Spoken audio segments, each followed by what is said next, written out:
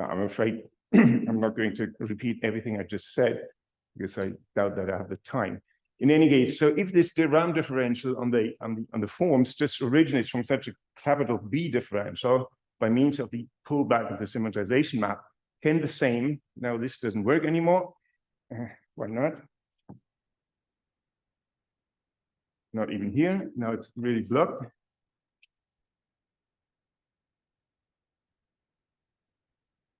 Okay, thank you.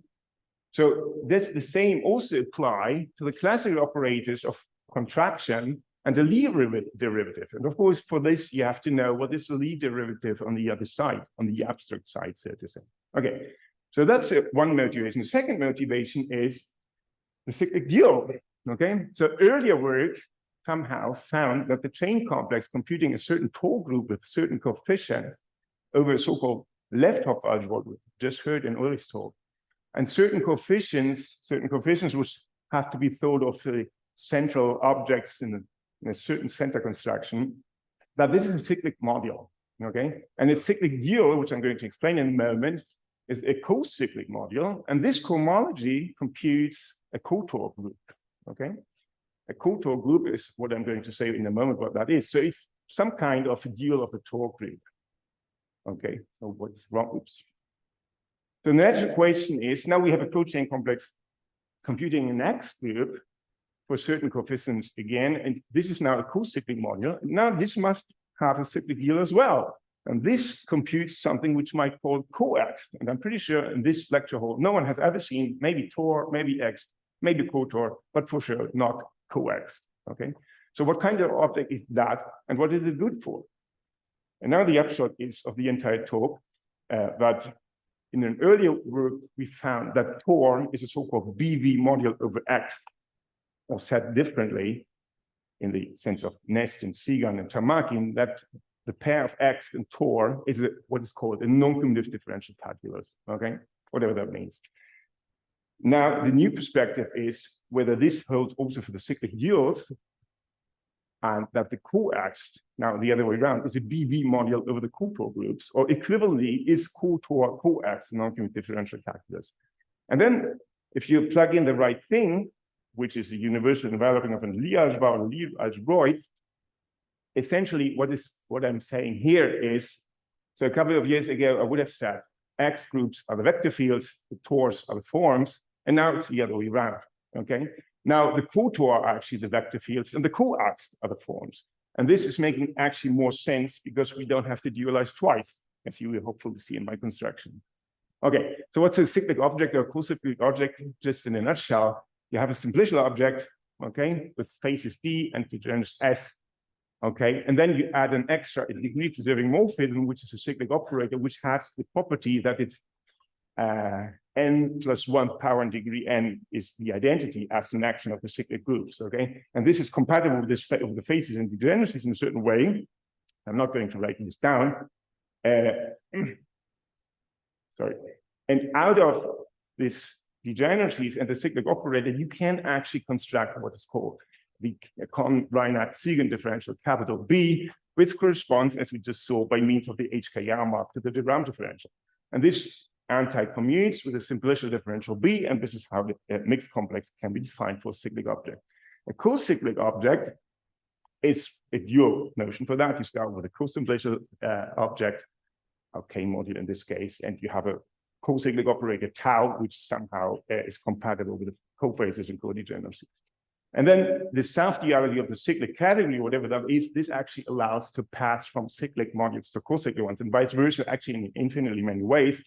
The way I'm using here is that you essentially exchange phases with co-degeneracies and co-phases with the degeneracies, but actually one is missing, and that's, for example, here in this convention, okay, so this works.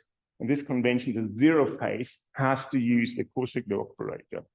And that makes it clear why you cannot do that if you don't have such an expert structure. Okay, you cannot simply exchange phases with degeneracies or co-degeneracies because you don't have enough of them for a given object. Okay. So what's a bi-algebroid, which you might want to call a quantum groupoid? I'm not going to discuss this. You have think of a bi-algebra object as a non-commutative ring. This has a multiplication, this has a co-product, this has a co-unit unit, all this kind of stuff. The precise definition is quite technical, and I don't have so much time for that. If you don't know what that is, just think of a bi-algebra, it's also pretty good. And but here the base ring is always non-commutative. Now A is always non-commutative as well as U. And of course, as you know by yourself, so how to make sense of a product, a multiplication, a product of tensor products. So this is not so easy. This is a Takeuchi product that we've talked about, but I'm skipping all this. So let's just mention a couple of examples. First example is the enveloping algebra AE, which is A tensor A up, if A is non-commutative over an associative algebra A, and this connects to quotient theory, but this is not a bi-algebra, right? This is really bi-algebra over A itself. Second example is the universal enveloping algebra of Lie algebroids or Lie-Rinehart algebras. For example, as we just saw, the space of differential operators on the manifold. For me here, the algebras are smooth. So, I mean, if they were commutative, okay. So then we have Hopf algebras, of course, as examples, convolution algebras, maybe groupoid convolution algebras. This connects to cross-product algebras and non-commutative geometry. So as you can see, it's actually quite vast applications you have here. Fourth case is maybe less known to this community, that commutative algebras. These were in heavy use in algebraic topology on BP star BP, Landweber exactness, all this kind of stuff. Okay, but here by algebroids, they are always commutative. In any case, what's left and right Hopf algebroid? This is something where you require a certain canonical map, a certain Hopf map to be invertible, which uses here the notation of the co-product. I'm also skipping the details here. For bi-algebras over the field, this is actually equivalent of saying that a bi-algebra has an antipode or maybe an invertible one, which is not so for non-commutative base rings. But in any case, what's important here, in case the left bi-algebroid is maybe both left and right Hopf in the sense that these maps are invertible, then the category of its modules is actually bi-closed.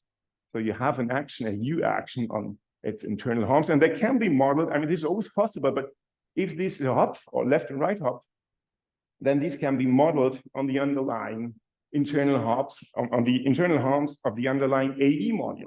Okay, so this is usually not so if you don't have such an invertible map. So the actions, I want to denote them with these strange arrows here, the actions on the inner Hopfs. Okay, in any case, so Cotor is essentially the derived functor of the cotensor product. We have seen the cotensor product in Thomas' lecture before. Okay, so the cotensor product is the kernel of the difference map here, where these, you know, the co-actions, if you start with the left and the right co-module. And well, I just make a couple of comments here. If you need a certain flatness to have that the category of, say, in this case, right co-module is abelian, then it has enough injective.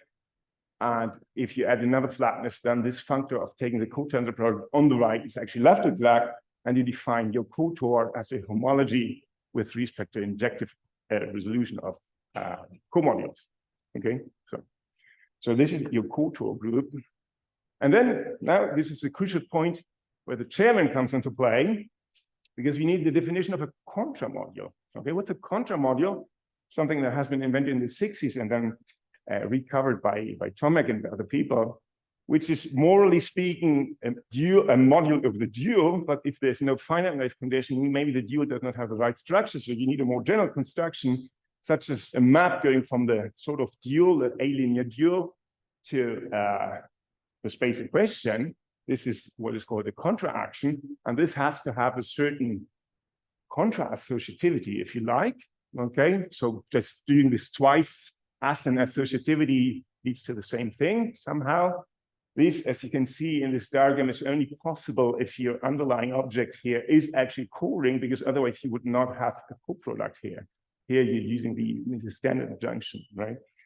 So this is a contra module. You can call that contra unitar if such a diagram commutes. Okay, why do we need this? This we need to define the Coext groups, the Coext groups. So you start with a contra module, you start with a co-module, both on the right.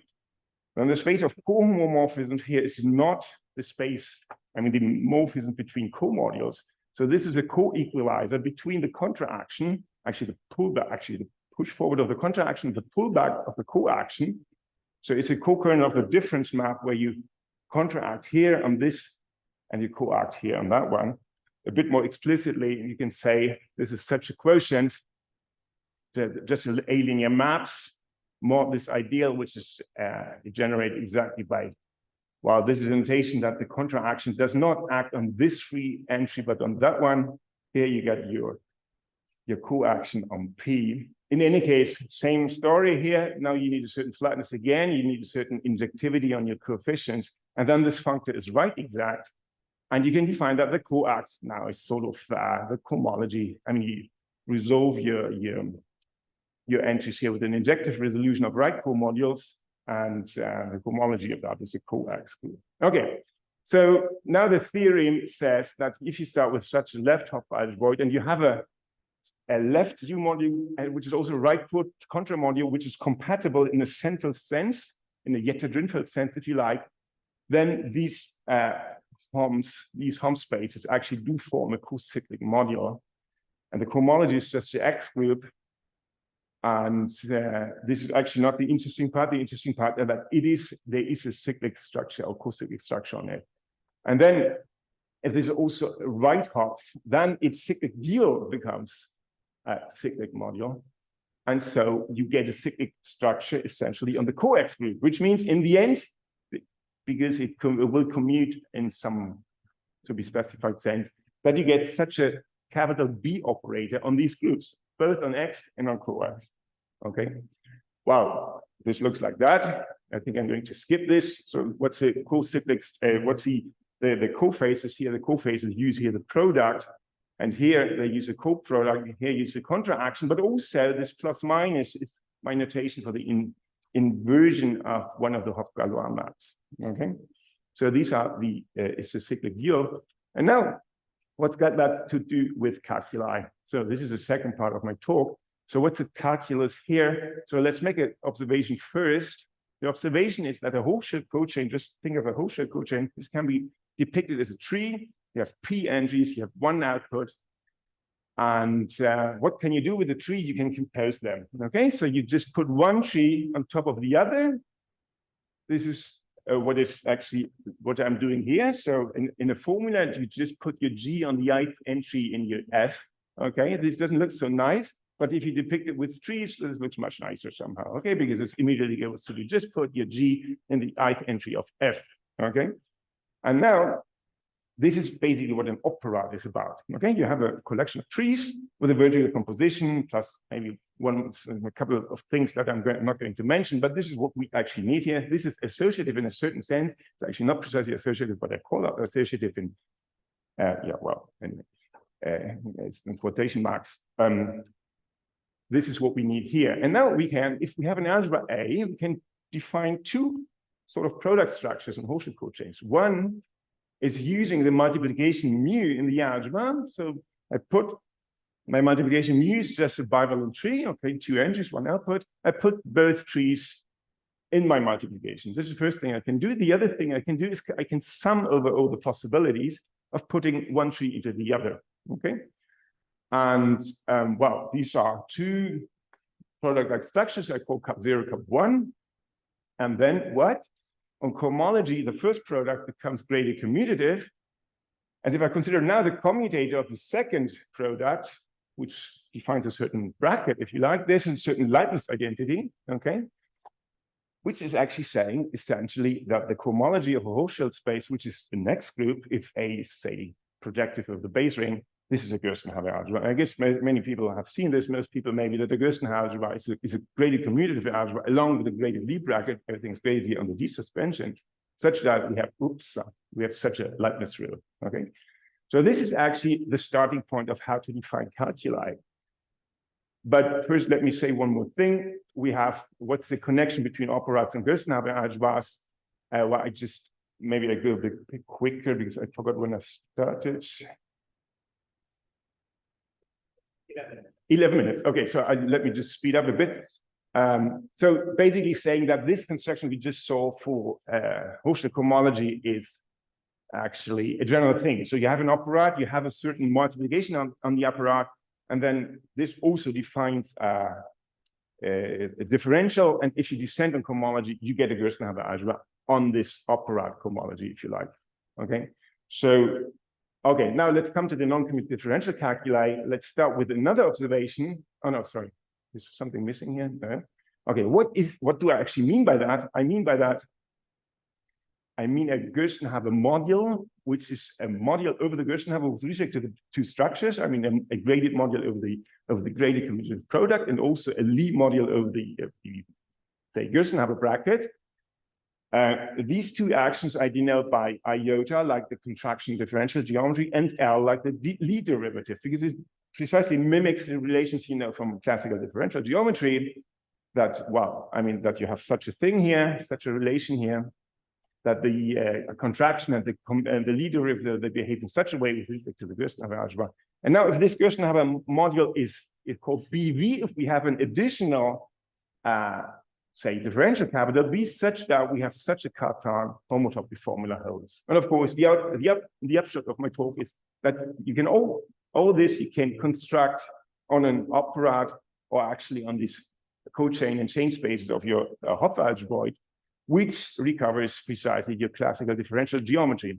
And such a pair of a Gerstenhaber algebra and the BV module is called the, if you like, a Cartan calculus or Cartan differential or non-commutative differential or Cartan Tamarkin or whatever, any permutation of these words. Okay. So there's also the notion of course, here everything is up to homotopy, which you don't see in differential geometry because the differentials, the respective differential are zero. But so how do you obtain this calculi abstractly? So what you actually can do, let's see this example. If you have Hopf chains, Hopf cochains, you can just act with your Hopf cochain on a chain. You just plug it somewhere on the ith entry, and this way the chain becomes shorter. Okay, and this is depicted in such a way. So now your Hopf chain is an upside down tree, and here you act with your tree, and then you see, okay, now you only have n minus pi plus 1 entries. And this you can formalize. Well, before formalizing, let's also add this. There's a cyclic operation on it.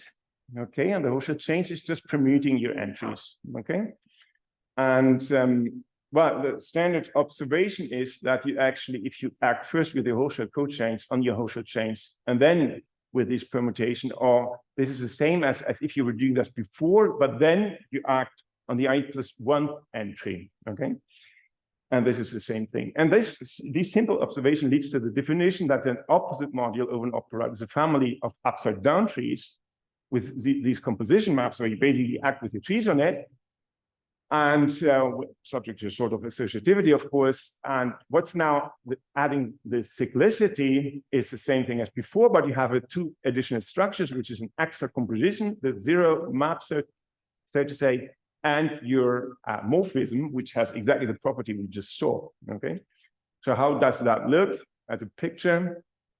Oh no, sorry. And then, so what do we do with that? We start with an opera. We have the cyclic opposite module. So this way, your cyclic opposite module becomes indeed a cyclic module. Okay, that's the first result. These are the phases and the degeneracies. So you act with your multiplication element because you start with an opera with multiplication. Here's your last phase uses your cyclic operation, which is sort of weird. Your well, okay, degeneracy I'm not going to discuss. Why doesn't that work? And once you have this, the nice thing is you can construct in a purely abstract fashion a capital B operator, a contraction operator, a Lie derivative. These are these terrible formulas which I'm not going to discuss, but they do work. they have all the desired properties, all these Cartan identities you want to have. So why is that interesting? Well, that's interesting because now we can apply to what we had before. So let's see, the operand is just now tensor change of your bialgebroid. Your cyclic opposite module is Hopf space. I mean, the linear dual of these tensor change. The first one computes Cotor, the second one computes Coext. Well, the explicit maps, of course, are internal, but the upshot is that this is precisely what we need. The first one is an operand with multiplication. The second one is an opposite module over this operand with multiplication. Okay, now that was the easy part. This difficult part is to find the cyclic operator, which is not so easy to guess. First of all, here you see the extra composition, which uses here the inner Hom action. It uses here the inverse of the Galois map. Here uses the diagonal action and the tensor change. Here uses the contra action, and so on, right? So this is the zero map. The cyclic operator is equally complicated, but well, it just proves that things work and that everything is compatible in the desired way. So this means actually that we have a homotopy calculus on the pair of this operand and the opposite module. Oops, sorry. And we have a non-commutative calculus structure in the aforementioned sense on Cotor and Coext. Okay, now that was pretty abstract. Let's see what happens if we plug in the right data. So let's have a look. Let's go back to the classical calculus and the classical Cartan calculus in differential geometry, or its algebraic version actually. And this is now a special instance in the following sense. Okay, sorry, this thing does not work so well, but in any case, let's start with the Lie-Rinehart algebra, or Lie algebra if you like. We want to assume that L is projective of the base algebra. A now is again commutative, but this L now is not necessarily finitely generated as an A module, okay? And then we can pull back the symmetrization map we saw before of the Hochschild-Rosenberg morphism, okay? And this now yields a morphism of mixed complexes. And here's exactly the, well, the B, the D is, well, this should actually read B here. But anyway, the B is exactly the way we constructed it out of the cyclic operator. Here's the zero differential and the derived differential, just in the standard sense, how you define for Chevalley-Eilenberg homology, you define your differential, okay, of mixed complexes. And, well, go ahead, sorry. And then you define, so your contraction is just the intertwining of your I in L, okay? And now, well, P is a certain projection and the way of how going back from the universal developing to the exterior algebra. Okay, sorry. And now, okay, what else do we need? We have the derived differential. We have that the differentials are zero here. And now we obtain a non-commutative calculus on the mixed complex of this. These are my forms over the Gerstenhaber algebra of the exterior algebra. So what's the Gerstenhaber structure here? The Gerstenhaber structure here is just a Cartan bracket, as probably is known to people. Okay, and this coincides with the classic one given by Cartan or Rinehart respectively. Okay, so and that's a nice thing. So we constructed in a purely abstract manner, and we came up with the classical operations if you plug in the geometric data. Okay, I'm not going to write these down because there's also horrendous formulas, of course, but I think there must be one more thing I wanted to say if this went ahead. Yes. Okay, so what's the corollary and what's actually what I'm saying here? I'm saying here that the Hochschild-Rosenberg map induces an isomorphism of, if you like, BV modules or differential calculi of the pair of vector fields and forms in an algebraic sense with these Cotor and Coext. We didn't need to dualize anything, and that's the nice thing about this approach here. And on homology, we have exactly what we wanted to have, but only on homology, of course, that, I mean, your pullback of the Hochschild-Rosenberg map precisely intertwines your capital B constructed in a purely abstract manner with your derived differential. These iota, these Lie derivative constructed in this operatic way with the ones you know from differential geometry. And I think this is probably the last thing I wanted to say.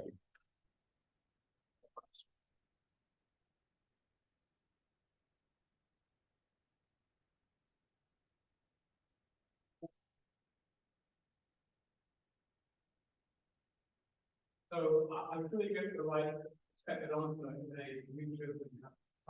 But in how do you get a full close to the different equated algebra, But you mean in this context, the first problem, of course, would be what's the Rinehart algebra of a non-commutative base ring? That's the first problem. I don't know whether, I mean, some people try to give a good definition. I do not quite agree with what they did. I would say it's something which is not over A, but over AE. Then you get, well, then you needed to define a universal enveloping object. Well, this is still in the make, put it that way. So. Second question.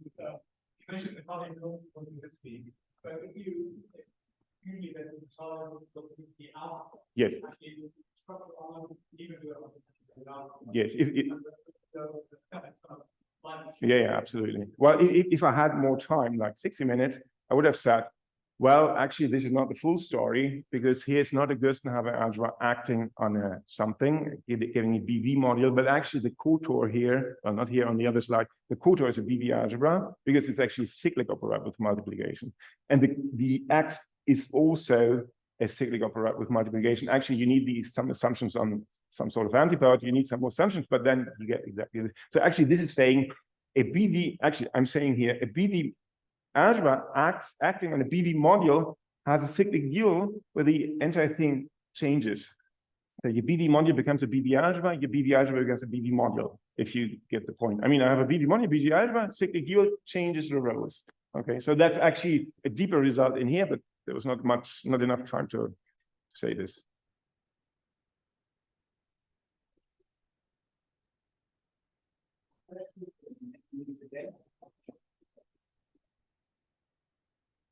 No, ma scusa, ma questa è una funzione anche. Ma non è neanche il tuo, lo so, cioè, appartiene a voi.